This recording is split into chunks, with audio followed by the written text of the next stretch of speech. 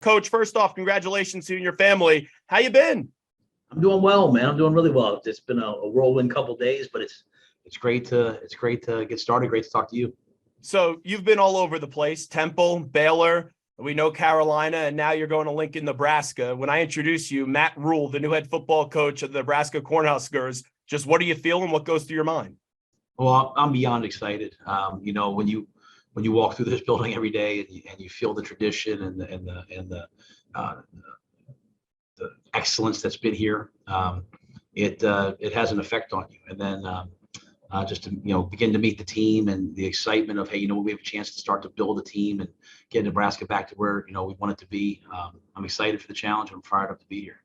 When you got let go from the Carolina Panthers, I heard a lot of rumors about Matt Rhule's coaching future. But initially, the first thing I heard was that you weren't going to get back into the game right away. And even Trev kind of said that after the press conference, that everything he heard from the start when he said he wanted Matt Rhule was Matt was going to take a year off. What changed once you start talking to Nebraska and now you're sitting in front of us as the head coach? I figured out quickly, Zach, that I was going to coach again, that I really missed the off-season program. I really missed the recruiting. I really missed spring ball. I really missed being on the sideline. And I said, well, why am I going to delay? Wherever I go, I'm going to have to build something special. Why would I delay it? But I was going to wait for the right thing. I wasn't going to, try to fit a square peg into a round hole. And the very first time I talked to Trev Alberts, based on the questions he asked me, I was like, man, this guy gets it. And the more I talked to him, the more I realized that, at Nebraska, I think is going to be a fit because they know what I believe in. Really at the end of the day, I'm the coach from Temple. I want a gritty, tough football team, a tough football program. I want guys who love to work, and I want to help them off the field, get great educations, to be the men that they want to be, and on the field, win and go to the National Football League. And that's Nebraska. That's its history. And so it felt like the right fit, and eventually it worked out.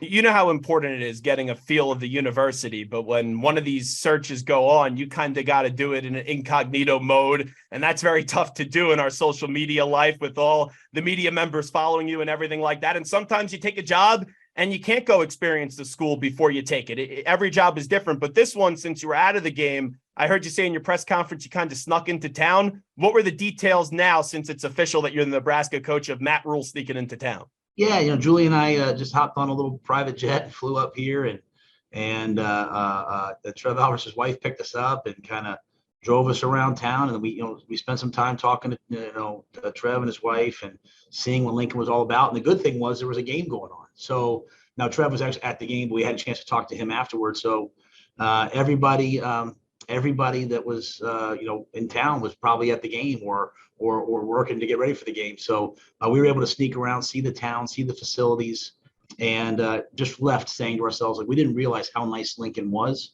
We didn't realize how big it was. We didn't realize how many things were here. And a major key for us was where do we want to raise our kids? And so we thought, hey, our kids will be happy here. We'll be happy here. We can recruit to this place. And the commitment to football, the fan base, the resources are out of this world.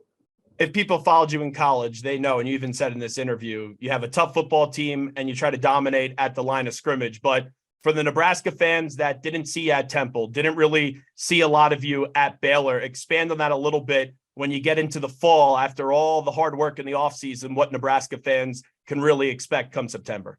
Yeah, we want to be the most physical team every game that we play, and we're a hardworking group. We're going to be a tough group. We want to compete. When you watch us play, I don't want you to know if we're up by 20 or down by 20. I want us. We play to one standard, and we have to get to that. We have to be able to run the football and create explosive plays through the running game into the passing game.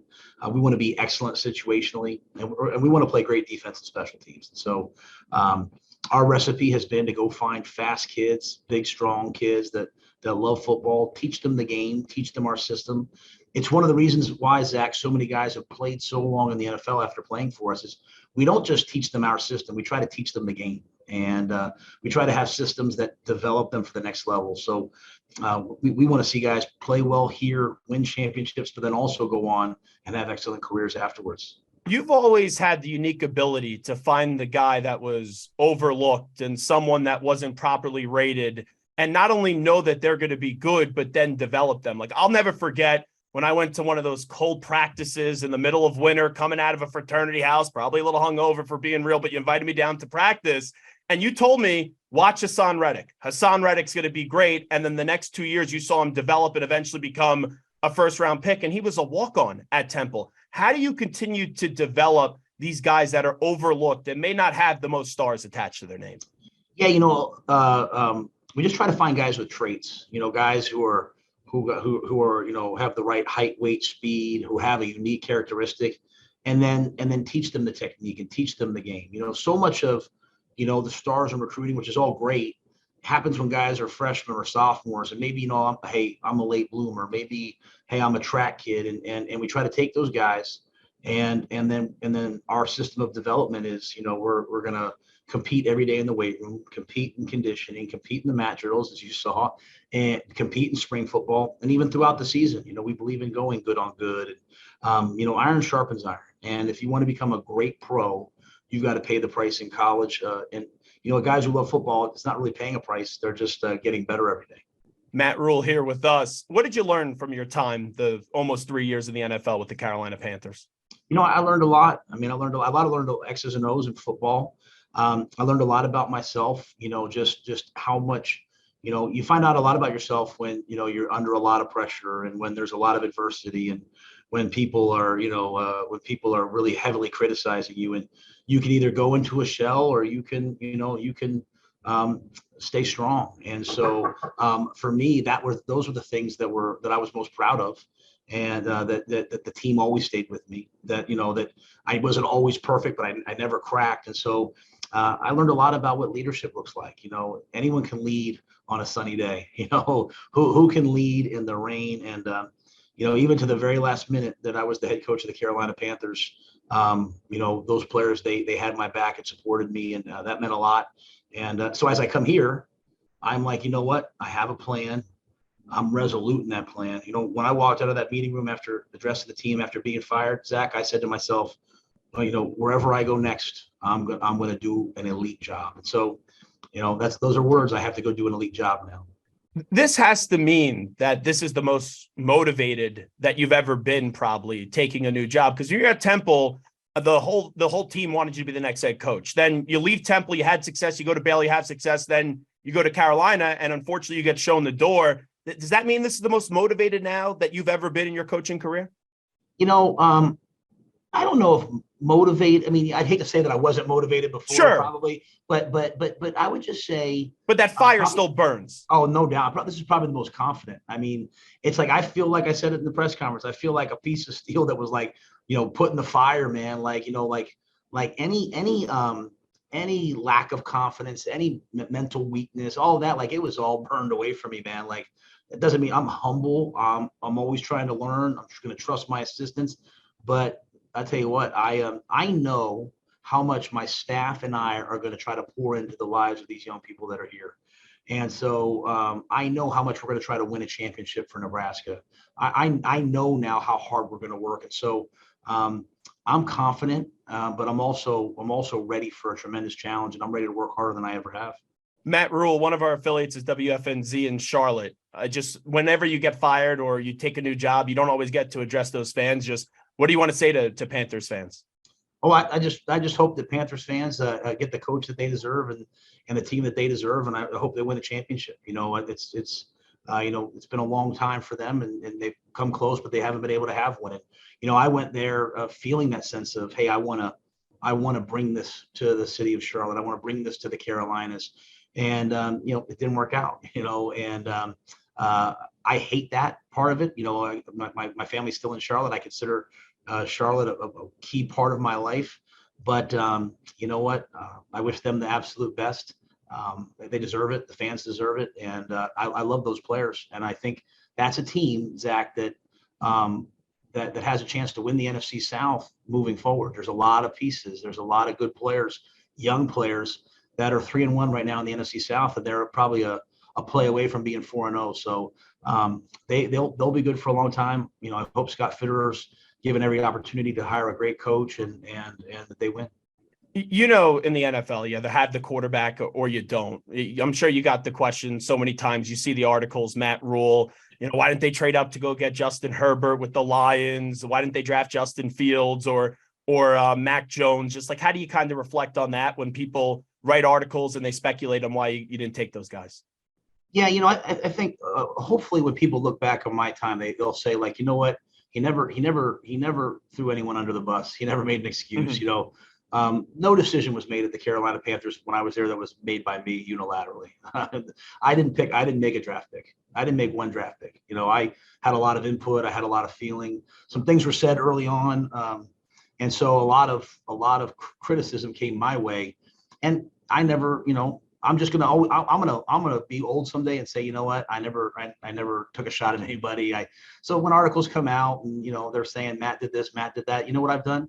I never wanted to be a distraction to this year's team, because I signed up to coach this team all year and it didn't work out. I'm in a great place right now, but I'm never ever going to respond to some negative article about me or some negative story about me, because that could distract Frankie Louvu and J.C. Horn and the guys that I promised I'd give my best to for this whole season. So I think we build a pretty good team in a lot of areas. I feel like, maybe next year, if they make one or two key moves, some great things would happen. But there was never a time when we had a huge deal on the table or something, and I said, no, we're not doing it. That's not the way the organization was run. The organization, every decision was made by the general manager, the owner, and the head coach. And I bore the brunt of that, and I'm happy to do it because I loved our players, and I wanted our players to always be able to go out. And you know, if people want to say, hey, Matt made these decisions, if that helps other people, then I get it. Because you know what, that's what a leader does. A leader takes responsibility when things don't go wrong. I was happy to be the leader there. I'm not anymore. I'm the leader here now. And so I have to have great vision moving forward. Now, getting back to Nebraska, the new head football coach of Nebraska, Matt Rhule, here with us. This is a different game, but I think it provides even more opportunities now.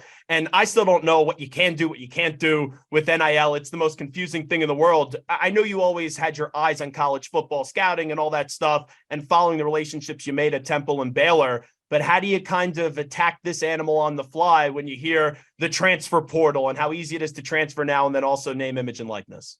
Yeah, I got fired so early that I've been able to kind of study it as I go. And the thing that everyone else is telling me, my friends in college are like, hey, we don't understand everything about it yet because it's a never changing target. I think it's great that young people, if they're not happy where they are, can go somewhere else. They have the right to be happy. I think it's great that if you're a good player, you could make money off of the way that you play. Bryce Young should be in a commercial if they want him to be in one. So I have, philosophically, I have no issue with these things. To me, it's about how best to manage it, how best to get a great roster, but also have a great locker room. And so we're going to be involved in all of it.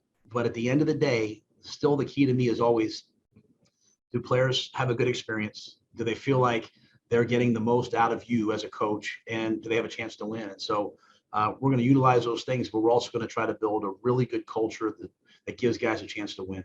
I know you're focused on what you could individually control at Nebraska, and we know how much of a force the Big Ten can be. We see that USC and UCLA are joining. You don't know how many more schools are going to be joining. You don't know if this is going to shift from a Power 5 to a Power 2, a Power 3. We've talked about this for months. Is that tough to take a job when you don't know what the conference is necessarily going to look like 5 years down the road or so? Well, I think it's one of the reasons why this job was so attractive, because I know this. I don't know what's going to happen in college football, but I know the Big Ten is going to be a power player, and so yeah. As the college football playoff expands, I wanted to be in one of the conferences where I knew, hey, we have a chance to compete at any point. And I think moving forward as the playoff, if playoff games are held at home and, weather is involved and all those different things, I'm excited about where we're positioned, late in the year. So I know this, the University of Nebraska, historically, facility-wise, fan base-wise, alignment, leadership, no matter what conference we're in, we should be competitive in that conference to win the conference and have a chance to go on to the playoffs. We're not there right now, but we should be, in time. And so I'm excited to see what happens, but I know the Big Ten will be strong. Wrap it up with Matt Rhule. A few more questions for the Nebraska head football coach. When it comes to staff, what can you tell us about staffing? We see a bunch of rumors, a lot of guys that I'm very familiar with. Who's going to be joining you that you can tell us right now? Yeah, I brought a bunch of guys that have been with me for a long time, who kind of know the process and the brand. And some of them are some of the younger guys that have kind of really grown in coaching, and I'm proud of them. So, Evan Cooper, here is going to work with us with our defensive backs. Tremendous evaluator and recruiter. Terrence Knighton, pot roast, is going to coach the defensive line. Excited for him. On offense, Marcus Satterfield, coming fresh off of huge offensive output against Tennessee and beating Clemson, made the decision to leave a great South Carolina program and come with us and run the offense for us. So Ed Foley, who's been one of the premier special teams coordinators. So having those guys join me, EJ Barthel, great Northeast recruiter. Nebraska's always had great New Jersey ties, and so having EJ is so key to me. And then, we're still talking to some of the guys on the Nebraska staff. There's great coaches here. And so hopefully we can, just continue to add to those staffs, add to that staff over the coming couple days. Is Phil Snow going to be joining you? Because that's been your guy for so many years. I know. And I'm so proud of Phil. Phil came to a defense that really had not many players left over. We struggled through the first year in the NFL. We had we had the number 2 defense in the league last year. He built this defense. Then, unfortunately he was fired with me. I'm trying to convince him to put the golf clubs down and come join me here in Nebraska. So stay tuned. He'll probably have some. I'm sure he has some people in the NFL that are trying to get him to come with him as well. And so I love the man. He's one of the best football coaches I've ever been around, and he's a big reason why we've had success. 2 more for you. Every Nebraska fan will absolutely destroy me if I don't ask you this question. Mickey Joseph, where does it stand on that with the job that he did? A lot of people want to see him stay in Lincoln. Yeah, Mickey's a tremendous coach. These players care about him. We're him and I are talking back and forth, just in terms of is it a fit? So we'll probably have some clarity here in the next couple of days. But I respect so much what he did. Just watching him, that team could have fallen apart this year. Yeah. And he and the leaders on this team, and then that great win over Iowa at the end of the year. A lot of respect for him. So you guys will have to just stay tuned, and we'll see what happens. Last thing I'll ask you, Nebraska football coach Matt Rhule. Let's say I'm a recruit. You're in my living room. How do you sell me to kind of join Nebraska and be a Cornhusker for the next 4 years? Well, I would just say to you, Zach, if you want to get an elite education, if you want to be pushed in every aspect of your life to be the best that you can be as a man, as a student, and then if you want to win championships and go play in the National Football League, nobody does it better than the University of Nebraska. Nobody does it better than our staff. We've taken all kinds of players from all kinds of places and turned them into great NFL players. And any team, if you're talented enough, can get you to the NFL. What I'm proud about for the guys that have gone through our process is, they stay in the NFL. The coaches call me and say, "Man, I tell you what, these guys are such pros." And so, if you want to maximize yourself as a student, as a man, and as a football player, both in college and then as a pro, this is where you need to be. You need to come to be a Nebraska Cornhusker. He's the head football coach in Nebraska. Matt, once again, congratulations to you, Julie, Brian, and your 2 daughters. Really happy for your family, and good luck the rest of the way in building this again. Thank you, my friend.